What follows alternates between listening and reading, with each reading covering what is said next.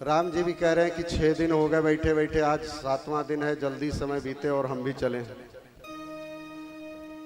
बोलिए सियावर रामचंद्र भगवान की जय हो। खुद तो जाके घर में सो जाते हैं, हमको यहाँ बिठा ले हुए हैं।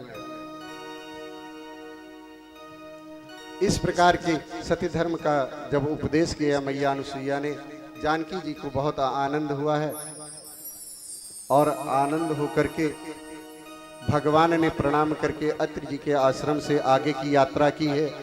कुछ ऋषिमुनि उनके साथ हैं और जाते हुए भगवान ने रास्ते में बहुत सी हड्डियों का ढेर देखा है। जब अस्थियों का ढेर देखा तो ब्राह्मणों से पूछा कि ये ढेर किस चीज का है। ऋषियों ने कहा कि भगवान आप सब कुछ जानते हुए ऐसे पूछ रहे हैं जैसे आप संसार में कुछ जानते ही नहीं है। ये उन ब्राह्मण और ऋषियों की हड्डियों का ढेर है जिनको राक्षसों ने खा खा करके ये ढेर लगाए हैं। कहते हैं कि भगवान ने जब ये सुना तो भगवान की आंखों में आंसू आ गए, सजल नयन हो गए मेरे रघुनंदन। और सजल नयन होकर के रघुनंदन ने क्रोध आने लग गया। अश्रु के साथ साथ भगवान को क्रोध आ गया। भगवान ने भुजा उठाई और प्रण कर लिया कि निशिचरहीन करहूं मैं, भुज उठाई पनरोप। घोषणा कर दी कि निशाचरों के हीन मैं इस धरती को कर दूंगा। ऐसा प्रण हाथ उठा करके रघुनंदन ने प्रण किया और ये प्रण करने के बाद आगे बढ़े हैं। सकल मुनिन के आश्रमन जाई जाई सुख दीन। सभी ऋषि मुनियों के आश्रम में जाकर के सुख प्रदान कर रहे हैं। मुनि अगस्त के यहाँ पहुंचे हैं। मुनि अगस्त को से कुछ दिव्यास्त्र और कैसे शत्रुओं पर और निश्चरों पर विजय प्राप्त हो इसका ज्ञान प्राप्त किया है मेरे रघुनंदन ने। फिर अपनी कुटी में पधारे हैं।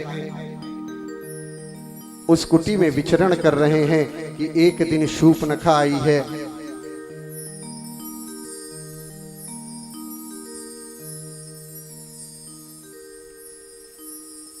शूर्पणखा आकर के राम से विवाह का प्रस्ताव रखती है। राम को देख करके इतना मोहित है कि चाहती है कि किसी प्रकार से राम मुझे मिल जाए। राम मिल जाए अच्छी बात है, लेकिन चाहने का मार्ग उस समय उसका गलत है।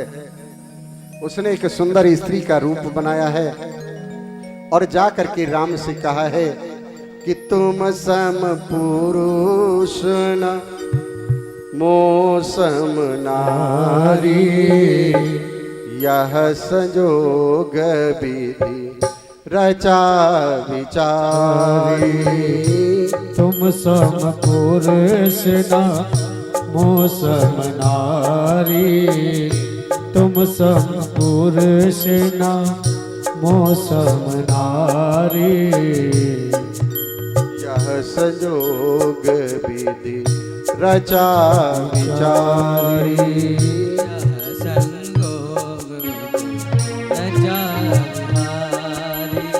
कहा कि मेरे समान कोई संसार में स्त्री नहीं है और तुम्हारे समान कोई पुरुष नहीं है। अच्छा देखा जाए एक तरीके से वो सच भी बोल रही है कि हे राम, संसार में आप पार ब्रह्म हैं तो आपके समान वैसे भी कोई पुरुष नहीं। दूसरा आप मर्यादित पुरुष हैं और मेरी जैसी दुष्टा कोई नहीं है। वैधव्य के बाद भी पर पुरुष पे ध्यान दे रही हूं तो मुझसे बड़ी दुष्ट स्त्री भी कोई नहीं है। तो वो सही कह रही है कि मौसम पुरुष न तुम सम नारी, यह संयोग विधि रचा विचारी। लेकिन आगे कहती है कि मैंने संसार में खोज करके देखा है पर मुझे मेरे मन के अनुसार का वर आज तक मिला नहीं है, इसलिए मैं आज तक कुंवारी हूं। लेकिन जब तुमको देखा है जब से ना, तो मन माना कछु तुम्हें नहीं आ रही। तुम्हें देख करके कुछ मन मेरा माना है कि हम तुम्हारे साथ वर्ण कर सकते हैं।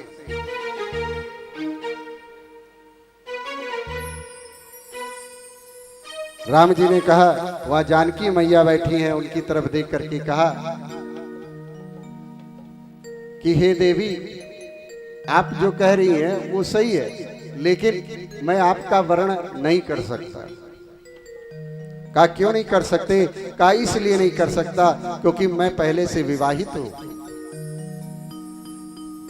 वो मेरा भाई जो है गौरवर्ण, तुम जा करके उसके समक्ष ये प्रस्ताव रखो। शूर्पणखा जाती है, लक्ष्मण जी के सामने प्रस्ताव रखती है। लक्ष्मण जी कहते हैं कि तुमको मालूम नहीं है, ये कौशल नंदन कौशलेश है, ये अवध के भावी सम्राट है राम, और मैं इनका सेवक हूं, और तुम्हारे लक्षण सेवक के साथ रहने वाले नहीं हैं। तुम तो किसी की रानी महारानी हो सकती, सेवक के साथ कैसे जीवन यापन करोगे? इसलिए तुम स्वामी के पास ही जाओ तो अच्छा लगेगा। ये सुनकर के वो फिर राम के पास आती है। राम कहते हैं, देखो मैं तुमको बता चुका हूं कि मेरे भार्या है और वो मेरे साथ में ही है। मैं दूसरी स्त्री का विवाह नहीं कर सकता दूसरी स्त्री से, मेरा ऐसा पण है। शूर्पणखा ने सोचा कि सारा कुछ जो दोष है वो बीच में केवल दीवाल ये स्त्री है, तो जानकी जी की तरफ झपटने के प्रयास करती है। भगवान का इशारा मिलते ही लक्ष्मण जी ने कटार से शूर्पणखा के नाक और कान काट लिए हैं। नाक कान कटते ही शूर्पणखा व्याकुल होकर के वहां से भागी है। अपने उसी क्षेत्र के राजा खर और दूषण को बताया है कि भैया तुम्हारे क्षेत्र में 2 राजकुमार आए हैं और उन राजकुमारों ने संकल्प ले लिया है कि निश्चरहीन करो मैं भुज उठाए पन रोक। और मैंने जब उनको मना किया ना, तो देखो उन्होंने मेरे नाक कान काट लिए।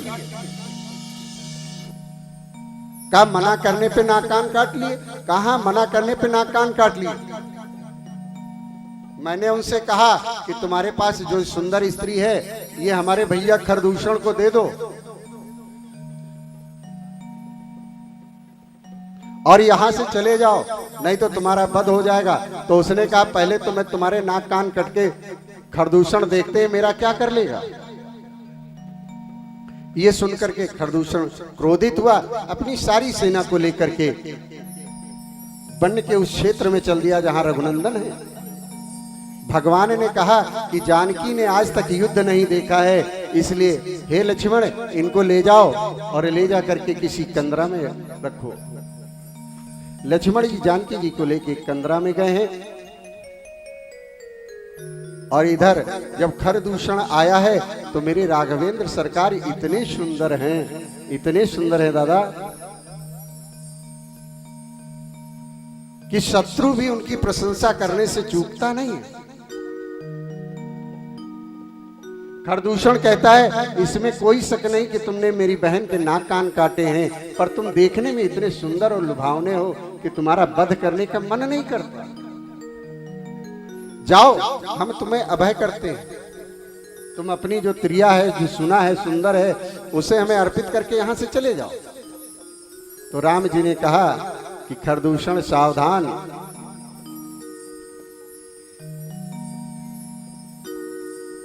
हम क्षत्रिय मृग या बन करही, तुम समखल हम खोजत फिरही। कहा हम क्षत्रिय हैं और तुम्हारे जैसे पशु और मृगों को तो ढूंढ करके उनका शिकार करना मेरा काम है। इतना सुनते ही रघुनंदन पर उसने प्रहार का आदेश किया है। राम जी ने एक सहस्त्र बाण छोड़ करके ऐसी माया फैलाई कि खरदूषण की सेना में सब एक दूसरे को राम ही देख रहे हैं। हर सैनिक आपस में एक दूसरे में राम देख रहे हैं। और ये देख करके रघुनंदन को लड़ना ही नहीं पड़ा, सब आपस में ही लड़ करके मर गए।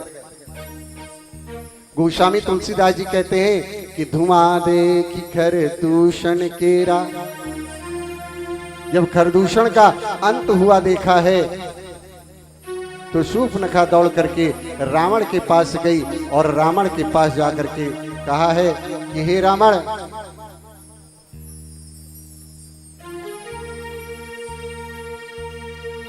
तेरे पास सिर्फ एक ही काम है कि तू बैठ करके यहाँ मदिरा पान कर और सुंदरियों का सेवन कर। तुझे तो ये भी होश नहीं कि तेरी खोपड़ी पे आराती आ गई, विपदा आ गई है। रावण ने पूछा, रावण के रहते रावण के क्षेत्र में विपदा? कहा हाँ, तेरे रहते तेरे क्षेत्र में विपदा। दो राजकुमार आए हैं, उनके साथ एक सुंदर स्त्री है और उन्होंने प्रण किया है कि निश्चरहीन करो मई भोज उठाई पनरो, और वो लंका की तरफ ही बढ़ रहे हैं। का कहां पर है? का पंचवटी में निवास है। तो खरदूषण को क्यों नहीं बताया? का खरदूषण को बताया था, लेकिन उन्होंने खरदूषण का वध कर दिया। जब उसने कहा खरदूषण का वध कर दिया तो रावण विचार करने लगा कि खरदूषण मो समबलवंता तिनहि कुमार, बिन भगवता सुर रंजन मन जन्म धारा, जो भगवत लीन अवतारा। तो मैं जाई बैरहट करहूँ, प्रभु सर प्राण तजे भवतरहु। कोई यही भजन ना तामस देहा, मंत्रम भजन मंत्र दड़ेहा। जौनर रूप भूप सुत को, हरिहर नार जीत रंग दो। रावण ने कहा कि भगवान का अवतार हो गया, नहीं तो खरदूषण मेरे समान बलवान हैं, उनका वध करने की किसी में क्षमता नहीं। तो उसने कहा अब समय आ गया, विचार किया कि इस जो निश्चर कुल है, जो मेरा इतना बढ़ गया है आताताई, ये कैसे इसको मोक्ष मिलेगा। तो उसने कहा हट कर बैर करूंगा। तो बैर कैसे करूं? क्योंकि राम अपने शत्रु पर भी इतनी शीघ्र प्रहार नहीं करते। विचार किया कुछ ऐसा करूं जो राम को पसंद ना हो। कहा क्या करूं?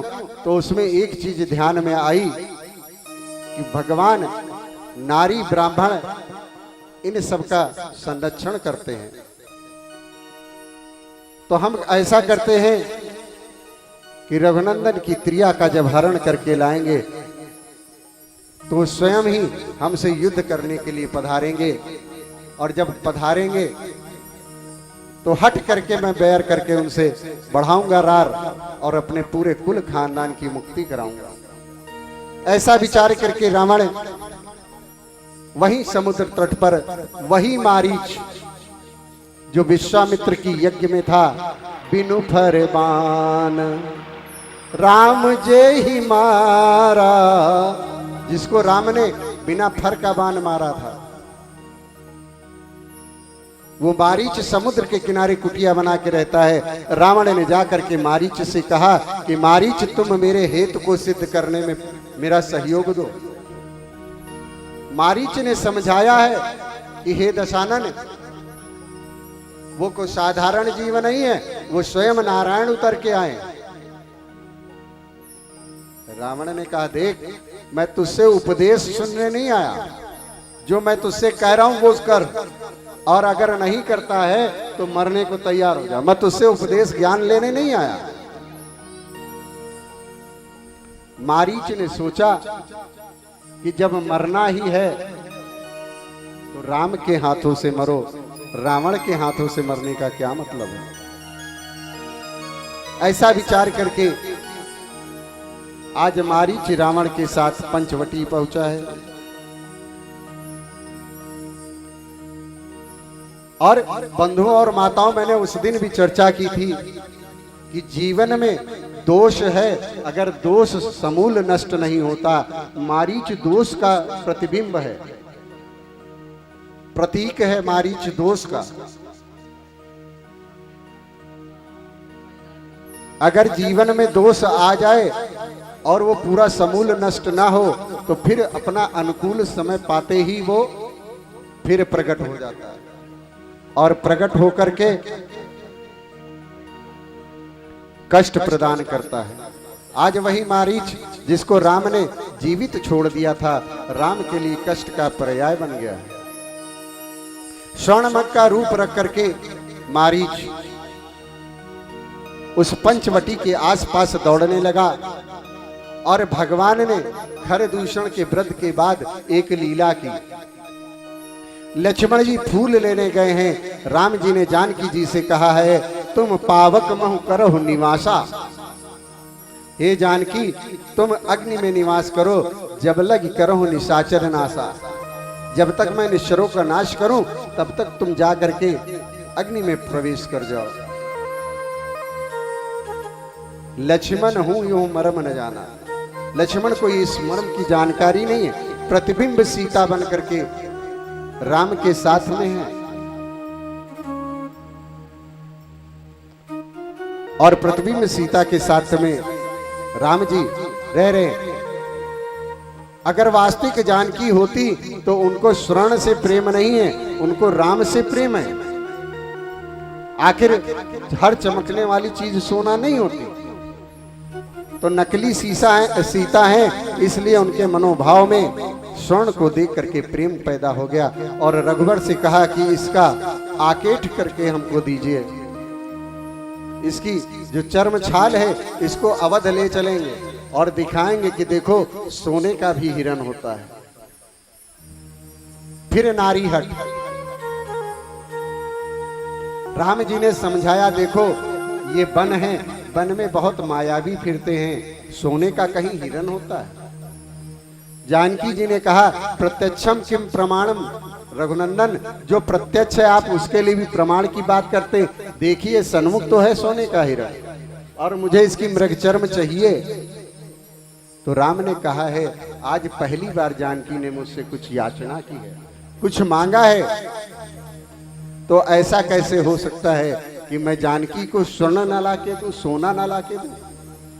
कहा, जानकी तथास्तु, अब मैं तुम्हें वहां भेज रहा हूं जहां सोना ही सोना है, उस सोने की लंका में तुम्हें भेज रहा हूं। राम जी धनुष बाण लेकर के उस स्वर्ण के पीछे गए। कुछ दूर पर जाकर के मारीच जब घूमा, भगवान ने बाण मारा है, तो गिरते बार राम जब गिरा है तो पहले उसने लक्ष्मण को पुकारा है कि हे लक्ष्मण, और बाद में चुपचाप राम कहते हुए अपने प्राण को तज दिया है। और राम कह के प्राण तजे हैं, और राम के बाण से प्राण तजे हैं, इसलिए उसको भगवान ने अपना पद प्रदान कर दिया, उसको मुक्ति दे दी। इधर कुटिया में मैया ने जब वो ध्वनि सुनी तो मैया ने कहा कि हे लक्ष्मण, जाओ तुम्हारे भाई कष्ट में है। लक्ष्मण ने कहा, माँ आप कैसी बात कर रहे हो, मेरे भैया कभी कष्ट में हो ही नहीं सकते। जिनका नाम सुमिरण करके संसार के लोग कष्ट से मुक्त होते हैं, ऐसे राम कभी कष्ट में कैसे हो सकते हैं। तो मेरे माताओं और बंधुओं, जीव के जीवन में जब भी कष्ट आता है तो सबसे पहले परमात्मा दूर होता है। इस प्रसंग को ध्यान से देखें दादा। जीव के जीवन में जब कष्ट आता है तो सबसे पहले परमात्मा दूर होता है, और उसके बाद भी परमात्मा अगर दूर हो जाए तो कहते हैं, जो हरि रूठा तो रूठया। अगर भगवान रूठ जाए तो कोई बात नहीं, दूर हो जाए तो कोई बात नहीं। जो हरि रूठा रूठिया, तो करे क्या? तो गुरु की शरण ही जाए, तो गुरु की शरण में चला जाए, तो गुरु के शरण में चला जाए। जैसे उत्तरकांड में भगवान शिव के क्रुद्ध हो जाने पर काकभुसुंडी के गुरु जी ने भगवान शिव की स्तुति करके काकभुसुंडी के लिए वरदान प्राप्त किया था। उसी प्रकार से भगवान के रूठ जाने पे गुरु के अंदर वो क्षमता है कि भगवान को आपके लिए मना करके अनुकूल कर सकता है। लेकिन कहते हैं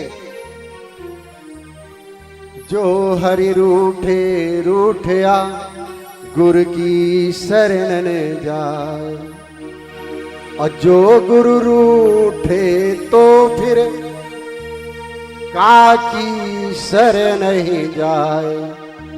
लेकिन अगर गुरु रूठ जाए तो फिर भगवान भी अपनी शरण देने से मना कर देता है। इसलिए माताओं बंधुओं, इस प्रसंग में यही हुआ। जानकी जी के पास से सबसे पहले भगवान राघवेंद्र सरकार दूर हुए। फिर अध्यात्म की दृष्टि से जीवाचार हैं लक्ष्मण जी। लक्ष्मण जी भी जानकी के जीवन से दूर हो गए। जब मैया ने कहा, मानस में तो बहुत लघु में बाबा ने लिखा है, लेकिन वाल्मीकि रामायण में वाल्मीकि जी लिखते हैं कि मैया ने लक्ष्मण जी से ये कह दिया कि हे लक्ष्मण, तुम्हारे मन में मेरे प्रति कोई खोट पैदा हो गया है, इसलिए तुम मेरे कहने पे नहीं जा रहे हो। अगर तुम मेरे कहने पे चले जाओ, अगर तुम्हारे मन में खोट ना हो, तो लक्ष्मण जी कान बंद कर लेते हैं। कहते मैया, अभी इसके आगे एक शब्द ना कहिए। क्यों? मैंने आज तक आपके चरण के नख के ऊपर कभी देखा ही नहीं, और मैया मेरी दृष्टि में खोट कैसे हो सकता है? मैंने तो सदैव आपके चरण का नख ही दिखाई दिया, वो भी उसके ऊपर देखा ही नहीं। तो मेरी दृष्टि और मन में दोष कहां से आएगा? तो जानकी ने कहा, अगर दोष नहीं है तो जाते क्यों नहीं? लक्ष्मण जी ने धनुष बाण उठाया है और उठा करके अपनी कुटिया के चारों तरफ एक रेखा खींच दी। अगर गुरु चला भी गया है तो कोई बात नहीं, गुरु जाने से पहले कोई अनुशासन अवश्य दे जाता है कि ये करना, ये नहीं करना। गुरु हर समय आपके साथ नहीं रह सकता है। तो गुरु कहता कि हमने आपको एक अनुशासन दे दिया, एक रेखा खींच दी है, आप उस अनुशासन का अनुशीलन करते रहिए, उस अनुशासन पर चलते रहिए, आपके कार्य सिद्ध होते रहिए। तो आज लक्ष्मण जी ने एक रेखा, जीवाचार्य है लक्ष्मण, वो एक रेखा खींच करके जानकी जी को बोले कि माँ, कुछ भी हो जाए तुम इस रेखा को पार मत करना। क्यों? इस वन में आप अकेली हैं, यहाँ बहुत से निशाचर और मायावी टहलते हैं। ऐसा कह के लक्ष्मण जी उधर ही चल दिए जिधर राम गए हुए थे। और इधर गोस्वामी तुलसीदास जी कहते हैं कि इसी अवसर की प्रतीक्षा में तो रावण बैठा था।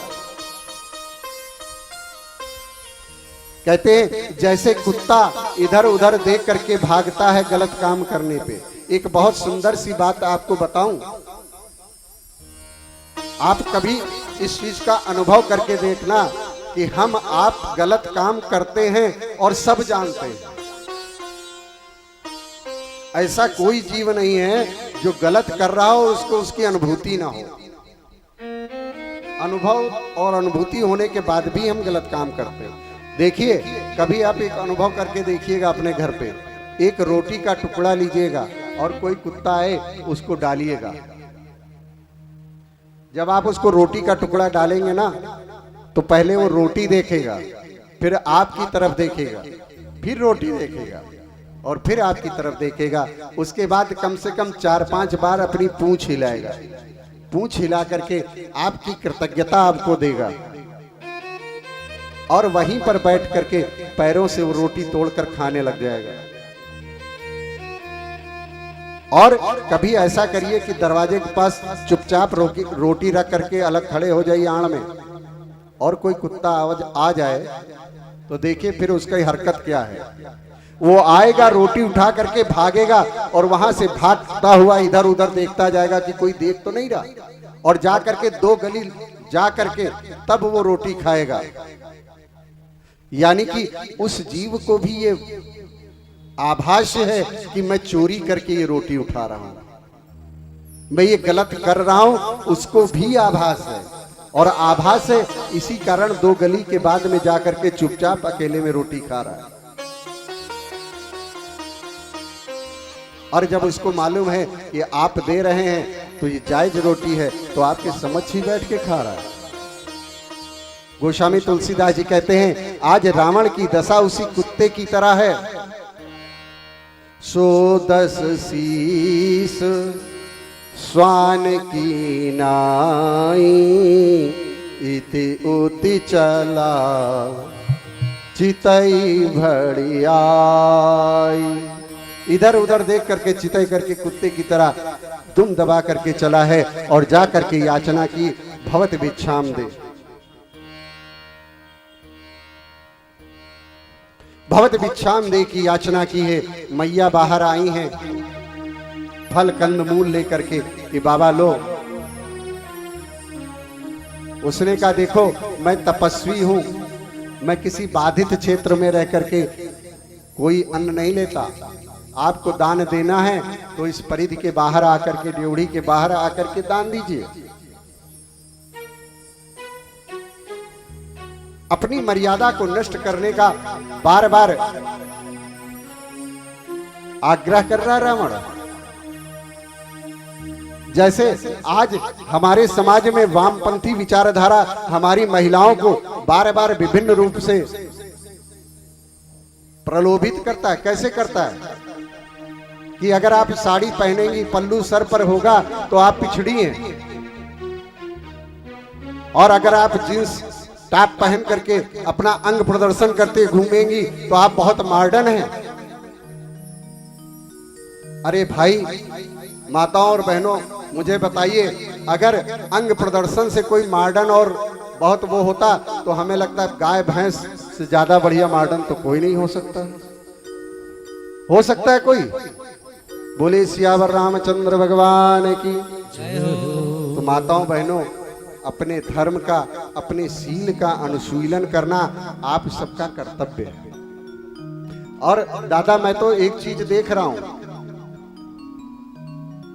पहले बचपन में जब हम लोगों की लड़ाई होती थी तो अक्सर कर, आप लोग भी लड़े होंगे बंधु, बचपन में तो हुई होगी, तो अक्सर एक बात कहते थे, कहीं मातारी दूध पिए हो तो आ जाओ।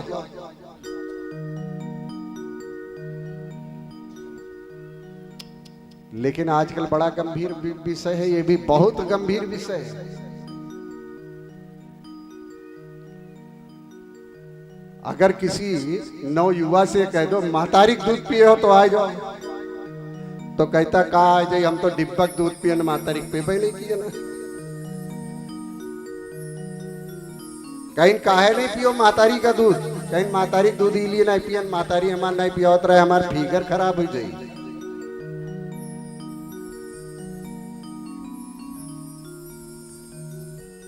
तो आपके कारण भारत की आने वाली संतति ना खराब हो, पुष्ट रहे, निरोग्य रहे।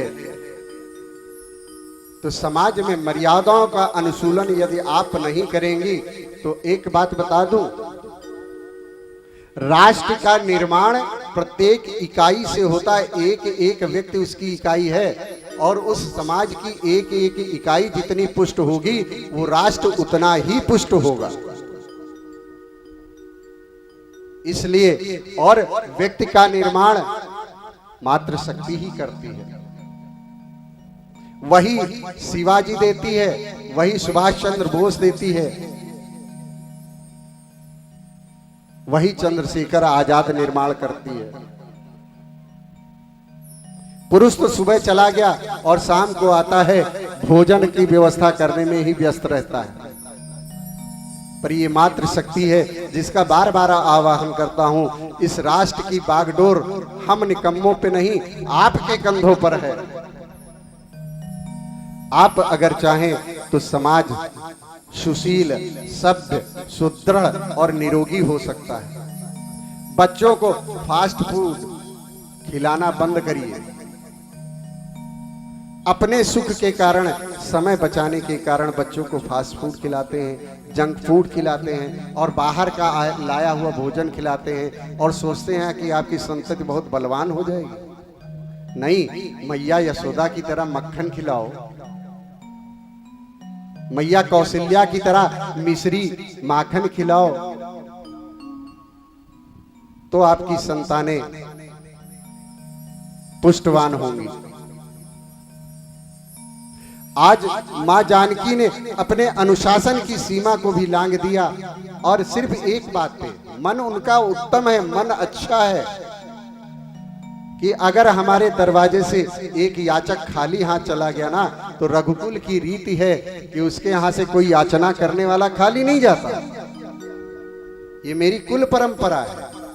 इसलिए अपने कुल परंपरा का निर्वहन करने के लिए मैया जानकी उस रेखा से बाहर आई हैं। और रावण ने, मानस में गोस्वामी जी कहते हैं कि रावण ने हाथ पकड़ करके जानकी को पुष्पक विमान में बिठाला है, जबकि वाल्मीकि रामायण में वाल्मीकि जी कहते हैं कि अपने योग बल से उतनी भूमि को उठा करके रावण ने जानकी जी को पुष्पक विमान में बिठाल दिया अपने योग के दम से। क्यों? ऐसे अगर जानकी को छू लेता तो जल करके, भले वो नकली जानकी है, पर जल करके भस्म हो जाता। तो वाल्मीकि जी कहते हैं कि अपने योग शक्ति से उतनी भूमि ही जहां पे जानकी खड़ी है, उस भूमि सहित जानकी को उठा करके अपने पुष्पक विमान में रखा है और चल दिया है। और जब चल दिया है तो जानकी जी विलाप करने लगी, हाँ जग एक वीर रघुराया, हाँ जग 28, हाँ जग एक वीर रघुराया, कही अपराध सारे उदाया। हाँ जग एक वीर रघुराया, कई अपराध विसारे उदाया। आरती हरण शरण सुखदायक, हाँ रघुकुल सरोज दिन नायक। हाँ लक्ष्मण तुम्हार नहीं दोषा, सो पल पावो कीने रोषा। विविध विलाप करत गए देहि, भोरी कृपा प्रभु दूर सने। विपत मोरी को प्रभु ये सुनावा, पुरोड़ा से चरा सब खावा। सीता के विलाप सुनि भारी, भय चराचर जीव दुखारी।